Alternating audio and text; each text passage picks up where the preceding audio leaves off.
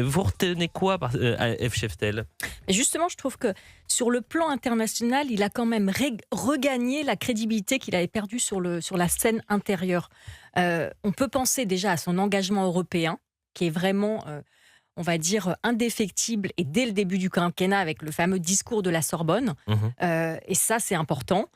Et on peut penser aussi à la guerre en Ukraine, où il a quand même non seulement pris conscience du danger, mais aussi mobilisé la France, en tout cas pour que la France sorte de cet état d'esprit pacifique. On n'a pas connu de guerre sur le continent européen depuis 1945. Donc, il y a le rétablissement du service militaire volontaire. Enfin, il a engagé la France, je trouve, en tout cas, il prépare la France au niveau des mentalités au retour de la guerre sur le continent européen. Et ça, je trouve que c'est un vrai point dans une tradition qui, pour moi, est une tradition d'indépendance gaulo-mitterrandienne, je dirais. Est-ce que je peux ne pas être d'accord? Oui, bien sûr, on en débat, c'est le cas. C'est l'idée. Sur le plan, effectivement, de l'Europe, je trouve que c'est quand même assez paradoxal.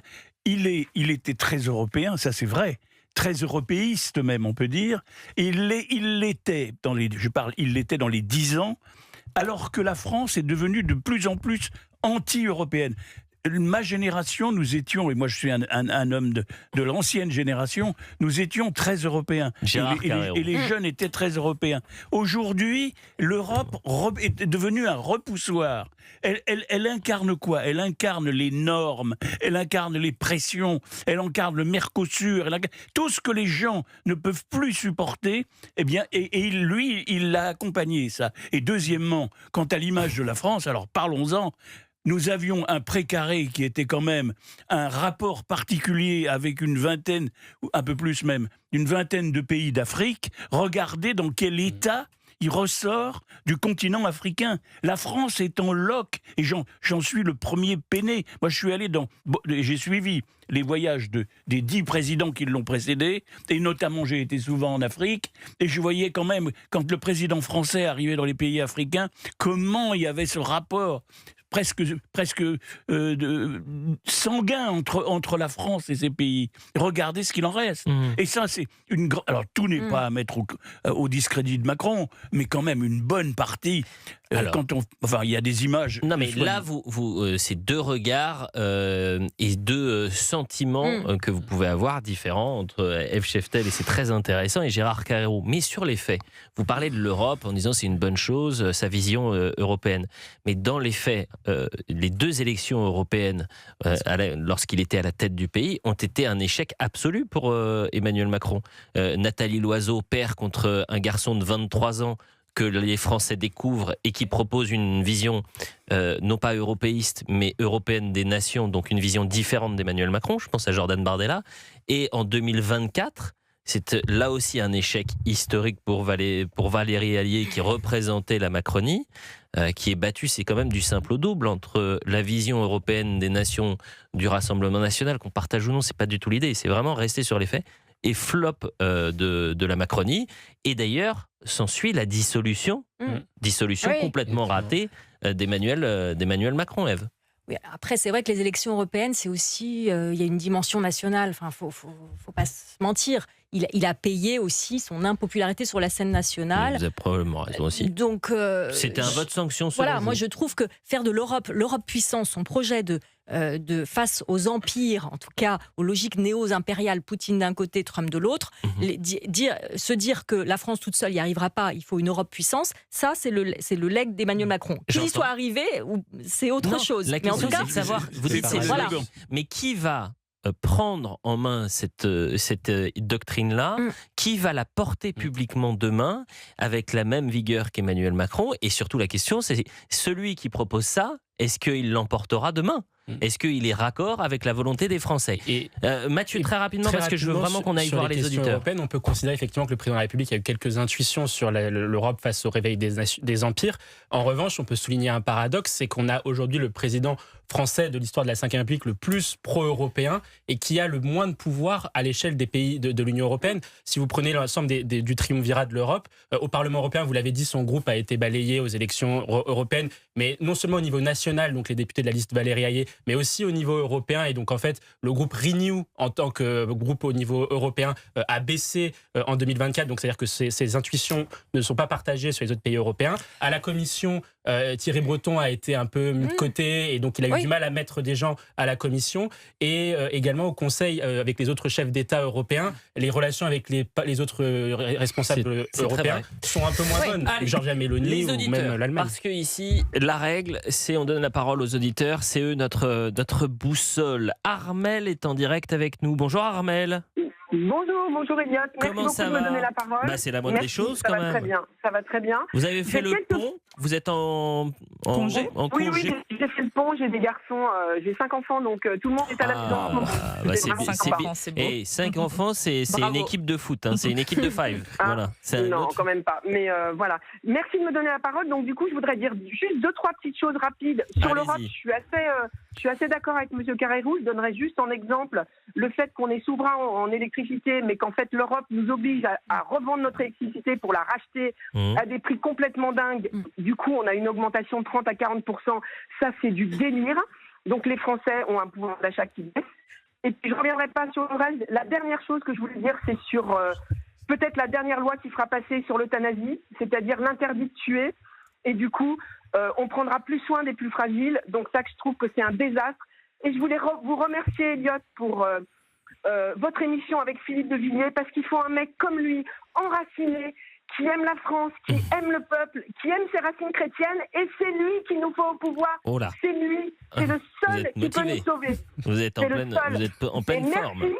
Et merci de nous donner de l'espérance dans cette émission, parce que c'est comme ça qu'on tient. Écoutez, ça me fait plaisir d'entendre votre motivation, en tous les cas, pour suivre notre émission. Moi, ma priorité, c'est d'avoir cette émission qui perdure, notamment l'année prochaine. Et je l'espère. Dites-lui de ma part. Mais je sens que c'est lui notre espérance. Cette motivation circule beaucoup du côté des auditeurs d'Europe 1 ou des téléspectateurs de CNews. C'est lui notre espérance, c'est lui qu'il faut à la tête de l'État. Mais écoutez, je vais lui transmettre tout ce que vous êtes en train de me dire. Ne vous inquiétez pas, cher Armel. Oui, Armel, 55 ans, qui nous appelle du Rhône. Je vais lui transmettre, je vais lui envoyer un petit texto. Merci à vous. Jonathan est en direct avec nous. Il nous appelle du Maine-et-Loire. Bonjour Jonathan. Oui, bonjour Elliot. Moi, tout simplement, pour reparler du bilan du président Macron, je regrette vraiment qu'on n'ait pas eu la chance d'avoir François Fillon pour au moins les 5 premières années à la place de Emmanuel Macron. Et son bilan socio-économique est juste catastrophique. À l'époque de la campagne en 2017 de François Fillon, il disait que nous étions en faillite.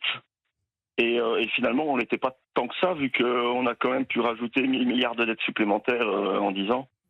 Donc, je souhaite bonne chance aux Français qui pourront voter l'année prochaine, vu que moi je pourrais, probablement toujours pas, vu que je suis belge, mais que je vis en France depuis 10 ans.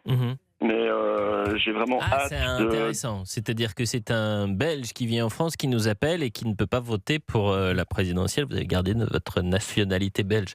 Mais là où vous avez raison, c'est que quel que soit le président en 2027, c'est bonne chance, parce que vous allez retrouver un paquebot à la dérive, et notamment économiquement. Comment relancer un pays avec plus de 3400 milliards de dettes, avec un déficit qui ne cesse de se creuser, avec un remboursement qui est de plus en plus cher? Ça va quasiment être le premier poste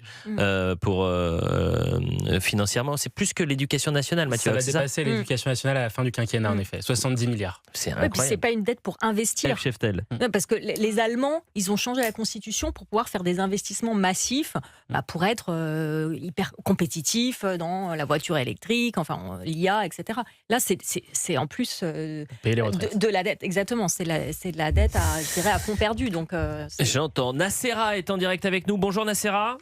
Oui, bonjour, merci, bonjour à tous. Moi, je me permets d'appeler parce que sur un sujet qui me tient à cœur, je suis française, née à la ville de Nostradamus, issue de l'immigration. Mes parents sont arrivés en France bien avant pendant que l'Algérie était française. Et les interventions de Macron, notamment lorsqu'il a déclaré que l'Algérie avait fait un crime contre l'humanité avec la colonisation, pour moi, c'est une manière de cracher sur la tombe de la génération de mes parents qui se sont investis auprès de leurs enfants, qui nous ont appris à aimer la France, qui nous ont appris à respecter la France, qui ont tout fait pour qu'on soit intégrés socialement, civiquement. Et j'ai trouvé que c'était une manière vraiment scandaleuse et honteuse pour la génération de mes parents de venir balayer d'un tour de main des années qu'ils ont investies pour la France, parce que c'était leur pays nourricier et qu'ils respectaient. J'en veux beaucoup à Macron d'avoir divisé, d'avoir dilué dans l'esprit des jeunes d'origine algérienne aujourd'hui que la France a été que criminelle en Algérie, ce qui est faux. Hein, elle n'a pas été que criminelle. Et je suis très en colère après Emmanuel Macron. C'est sa manière de déballer le tapis rouge aux islamistes, à la double nationalité. Je n'ai jamais voulu, Elliot, jamais voulu avoir la double nationalité, car j'ai vu autour de moi, chez les Algériens qui l'avaient, comment ils s'en servaient. Ça ne fait pas d'eux des citoyens français, pour la plupart. Hein, ils jouent sur deux tableaux. Et non mais voilà, attendez, Nasser, je peux comprendre votre colère, c'est aussi le fruit de votre histoire. Maintenant, moi j'ai toujours fait la différence entre le régime algérien et la population algérienne. Et il faut faire cette différence-là parce que vous avez une population algérienne qui n'épouse absolument pas les actions de ce régime, mettent en difficulté justement la pérennité d'un pays et qui a des ressources extraordinaires et qui pourrait être une puissance encore plus importante et à l'échelle du continent africain, mais aussi dans le monde, que vous avez une population algérienne qui souffre de cette situation, une jeunesse également, et vous avez des franco-algériens qui ne supportent pas être associés à ce régime. Donc moi je préfère, contrairement à vous, mais la parole elle est libre, faire cette différence-là, et on peut en revanche aussi entendre la colère d'une femme franco-algérienne qui voit Emmanuel Macron ne pas entrer dans un rapport de force avec un régime qui a entre ses murs encore un Français, Christophe Glaise, pour ne citer que lui, qui est derrière les barreaux depuis plus de 300 jours, alors qu'il faisait simplement son métier de journaliste. Donc voilà toute l'ambiguïté aussi d'Emmanuel Macron. Et puisque ce sont les auditeurs qui font l'émission, qui donnent le tempo de cette émission. Je suis ravi de pouvoir échanger avec Dominique. Bonjour Dominique. Bonjour Elliot et bravo pour votre émission. Bah merci, c'est sympa. Et toutes vos équipes d'ailleurs et l'excellence d'Europe 1. Ah, donc, ça me fait plaisir. Merci, je vous envoie le petit chèque que je vous avais promis avant l'émission. C'est sympa Dominique. Oui, et justement, ce que je souhaitais dire à propos d'Emmanuel Macron, c'est qu'au départ, il avait tout pour réussir, je pense, parce que son position, si on devait se représenter comme un produit, et son positionnement était excellent, puisqu'il arrivait à prendre le centre, une partie des socialistes et une partie des républicains. Et donc, il aurait pu avoir une assise très importante sur la population française. Mais malheureusement, ce qui s'est passé, c'est que au lieu d'augmenter la classe moyenne, d'élargir l'assiette de la classe moyenne par diverses interventions, il l'a amoindri, il l'a affaibli, ce qui fait que, si vous voulez, en termes de représentation graphique, en quelque sorte, la France ressemble plus à un losange aujourd'hui, un sablier plutôt qu'un losange, avec une population qui s'est enrichie en haut et une population en bas qui s'est vraiment appauvrie de manière très très importante. Mais ça rejoint un peu le discours qu'on avait juste avant d'une auditrice qui disait il nous faut quelqu'un d'enraciné. C'est-à-dire que je pense que Emmanuel Macron, c'est le président start-upper, c'est la Startup Nation, c'est l'Uber ubérisation des métiers, c'est aussi les métiers de la tech, mais c'est cette déconnexion complète avec la France rurale, la France des provinces, la France qui travaille, la France silencieuse qui se lève tôt et qui a besoin de bosser et qui est peut-être pas dans cette, qui n'a pas ce lien direct avec eux. Et notamment, je vais vous dire, la crise des Gilets jaunes symbolise ça. Si vous ne vous rendez pas compte qu'en rajoutant une taxe à l'époque sur les carburants et donc mettant en difficulté ceux qui doivent prendre la voiture et vous ne prenez pas conscience de cette situation, c'est la déconnexion qu'il pouvait y avoir. Vous avez dit qu'il avait tout pour réussir, parce que là où vous avez entièrement raison, Dominique, c'est que c'était le candidat de l'antisystème. Il disait, mais moi je suis pas dans le parti, j'en ai rien à faire, ce système politique, mais ça, 10 ans plus tard, je me demande si on a, dans la Ve République, eu déjà un président aussi intimement lié au système. En fait, c'est Emmanuel Macron, c'est le président du cercle de la raison. C'est le président qui a été biberonné à ce système-là. C'est Alain Minck et consorts qui nous ont présenté cet homme comme le Mozart de la finance, qui allait bousculer les codes. Et au final, on se retrouve peut-être aussi dans celui qui l'aura le plus incarné de ces Mais en ce sens, dernières années, Gérard. Macron, le président Macron, c'est l'anti-De Gaulle. De Gaulle, moi j'ai vécu 58, j'ai l'âge de ça. 58, c'était la fin d'un système. On était dans un pays qui se portait très mal, en pleine guerre d'Algérie. L'économie n'était pas florissante du tout. La reconstruction était difficile. Et là-dessus, De Gaulle arrive. Qu'est-ce qu'il fait, De Gaulle ? Il a reconstruit un système qui a fonctionné quand même largement dans les 50 dernières années. Macron fait le contraire. Il a réussi, notamment avec le « en même temps », il a réussi à opposer les fractions du pays. Et aujourd'hui, il s'aperçoit qu'il n'en reste plus qu'une qui lui est fidèle, mais elle représente 10%. Ève Scheftel, le mot de la fin sur le bilan d'Emmanuel Macron. On retiendra quand même une personnalité, un héros balsacien, c'est-à-dire quand on pense qu'il aura 49 ans à la fin de son mandat, voilà, et je pense qu'il aura quand même redonné un récit, en tout cas tenté de le faire. Je pensais à toutes ces entrées au Panthéon. On peut dire oui, c'est symbolique, c'est un symptôme de l'impuissance publique quand on fait rentrer. Mais bon, voilà, il a fait rentrer Simone Veil, il a fait rentrer Joséphine Baker, 2 femmes, voilà, importantes. Missak Manouchian, on va avoir Marc Bloch là. Pour moi, c'est pas rien ça. Ce qu'il va laisser, puisqu'on parlait de l'héritage, il va laisser aussi ce legs-là pour les générations futures.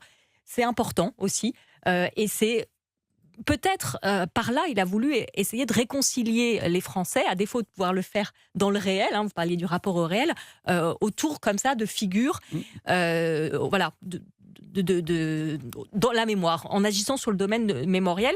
Et voilà, il y a quelque chose aussi chez lui d'un peu flamboyant, y compris dans cette affaire privée là, de mœurs privées. Voilà, cet homme qui a épousé une femme beaucoup plus âgée que lui, c'est quand même assez transgressif, qui ensuite a cette histoire platonique, on ne sait pas, mais enfin, ce qui en fait d'ailleurs un président normal, parce qu'avec des émotions, avec voilà, et puis Léon Blum disait, il faut distinguer la conquête du pouvoir et l'exercice du pouvoir. La conquête du pouvoir a été brillante, il partit de rien, il est élu président sans avoir un seul mandat quand même.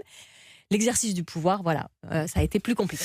Mais vous parlez de ce devoir, enfin, ce travail de la mémoire, c'est aussi toute l'ambivalence, l'ambiguïté d'Emmanuel Macron, qui nous explique qu'il n'y a pas de culture française, qui n'est pas forcément un homme qui va s'accorder sur l'importance de notre histoire, de nos racines, qui parle d'international réactionnaire dès que vous avez des responsables politiques ou des personnalités publiques qui disent « mais protégeons la France, notre identité, notre culture, nos mœurs, notre histoire », et qui en même temps comme on dit. Bah oui, bien c'est sûr. Ça. Non, mais vous avez tout à fait raison. On retiendra 3 mots en fait. En même temps. Finalement, c'est ça le bilan. Voilà, en même temps, est-ce qu'on avait besoin de faire 1 heure sur le bilan d'Emmanuel Macron ? Je pense qu'on aurait besoin de dizaines et des dizaines d'émissions. C'est d'ailleurs toujours passionnant d'avoir nos auditeurs.